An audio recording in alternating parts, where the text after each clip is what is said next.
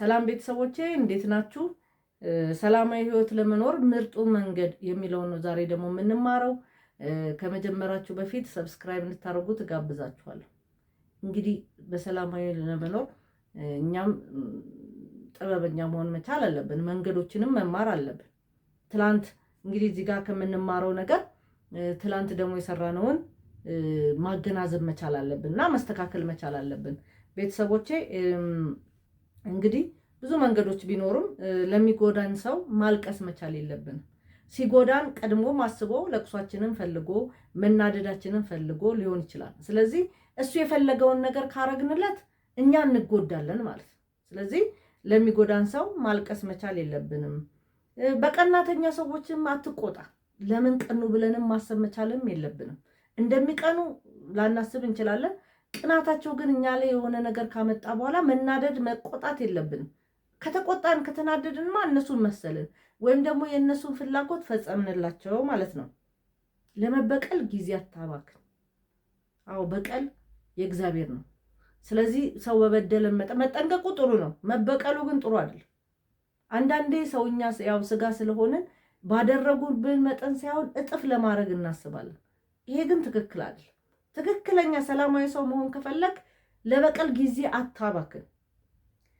እቅዶችህን በሚስጥር አስቀምጥ። እኔ በሚቀጥለው ዓመት ይሄን ለመስራት አቅጃለሁ፣ እኔ የዛሬ ዓመት እንዲህ ለመስራት አስቤያለሁ፣ እኔ ነገ ብላችሁ ለማንም አታካፍሉ፣ በሙያው ሊረዳችሁ ከሚችል ሰው በስተቀር ማለት ነው። ስሜትህንም ደግሞ ለሌሎች ሰዎች አትሽጥ። ለምሳሌ ደስ ሲል ሌላው ደስ እንዲለው ብላችሁ ደስ እንዲላችሁ፣ ሌላው አዘነ ብላችሁ አብራችሁ ማዘን፣ ይሄ ስሜትን መሸጥ ነውና ስሜትን ለሌላ ሰው አትሽጥ። ተስፋም አትቁረጥ። በጣም ተስፋ ያስፈልጋል በህይወታችን። ሰዎች ስንኖር ተስፋ ከሌለው በጣም ኑሯችን ራሱ ትንሽ ይከብዳል። ስለዚህ ተስፋ መቁረጥ መቻል የለብንም። እንግዲህ አንድ ነገር ለመመለስ ተስፋ በማድረግ መርዳት ደግነት አይደለም። ምክንያቱም አንድ ለምሳሌ የተጣላኝን ሰው ለመታረቅ ወይም ደግሞ በጎ የሆንኩለት የሆነ የማገኘው ጥቅም ካለና ያንን ሰው ደግሞ ከዛ ሰውዬ ጋር ወደ እኔ እንዲመለስ የማደርገው ከሆነ ለራሴ ጥቅም ነው እንጂ ለሱ ደግነት አይደለም። ስለዚህ አንድን ነገር ለመመለስ በተስፋ መጠበቁ ለዛ ሰው መርዳት ሲሆን ለራሴ ጥቅም ብዬ ነው ማለት ነው። ዛሬ ያለንበት ቦታ ሁልጊዜ የምንቆይበት እንዳልሆነ የተሻለ ቀን ደግሞ እንደሚመጣ ማሰብ መቻል አለብን። ዛሬ ጥሩ ነገር ሌላ እንሆን እንችላለን። ዛሬ የተጎዳንበት ነገር ሊሆን ይችላል። ነገ ግን ይሄ እንደማይቀጥል ሁሌም ተስፋ ማድረግ መቻል አለብን ማለት ነው። በትናንሽ ስህተት ላይ ብዙ መበሳጨት የለብንም። ነገሮችን ለማስተካከል ጊዜውን መውሰድ፣ ጊዜውን አይቶ ደግሞ ማስተካከል ነው የሚያስፈልገው ማለት ነው። እንክብካቤን ለማሳየት ያው የቀብር ስነ ስርዓት እስኪፈጸም ድረስ አንጠብቅ። ይሄ በጣም ለኢትዮጵያኖች ትምህርት ነው። ብዙ ጊዜ አይታችሁ እንደሆነ ሰው ከሞተ በኋላ ሐውልት ይሰራል፣ ሰው ከሞተ በኋላ ድግስ ይደገሳል፣ ሰው ከሞተ በኋላ እሪምቧ ይባላል። እያለን ግን መንከባከብ የሚገባን ሰውየው በህይወት እያለ ነው።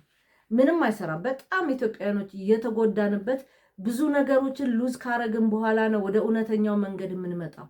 ያ ሰው መታከሚያ አጥቶ፣ ያ ሰው የሚበላው አጥቶ፣ ያ ሰው መንቀሳቀሻ አጥቶ በዛ ሰዓት ያልተገኘ ሰው በቀብሩ ስነ ስርዓት ላይ በጣም ጥሩ ሽኝት ተደረገለት። ምን ይጠቅመዋል? ለሱ ቆሞ እዛ ለሚል ሰው ካልሆነ በስተቀር ለሞተው ሰውዬ ምን ይጠቅመዋል? ለሞተው ሰውዬ የሚጠቅመው ሳይሞት ህይወቱን ስናተርፍለት ነው ማለት ነው። ስለዚህ እንክብካቤን ለማድረግ የቀብር ስነ ስርዓት እስኪፈጸም ድረስ አንጠብቅ የሚለው ለዚህ ነው ማለት ነው። በደስታ ውስጥ ከሚገኙ ተስፋዎች እና በሀዘን ውስጥ የተደረገ ውሳኔን ማስወገድ መቻል አለብን። በጣም የሆነ ፍንጥዝ ስንል የምንገባው ቃል ኪዳን አለ። ሀዘን ውስጥ ሆነንም ደግሞ የምንምለው ነገር አለ። ስለዚህ ሀዘኑ የሚያመጣው ችግር አለ፣ ደስታውም የሚያመጣው ስሜታዊነት አለና ከሱ መጠንቀቅ መቻል አለብን ማለት ነው። መጨረሻ ላይ ያው ታማኝ መሆን ከማይችሉ ሰዎች ደግሞ መጠበቅ መቻል አለብን። ህይወታችን ሰላም እንዲሆን የተሻለ ነገር እንድናገኝ ታማኝ ካልሆኑ ሰዎች መራቅ መቻል አለብን።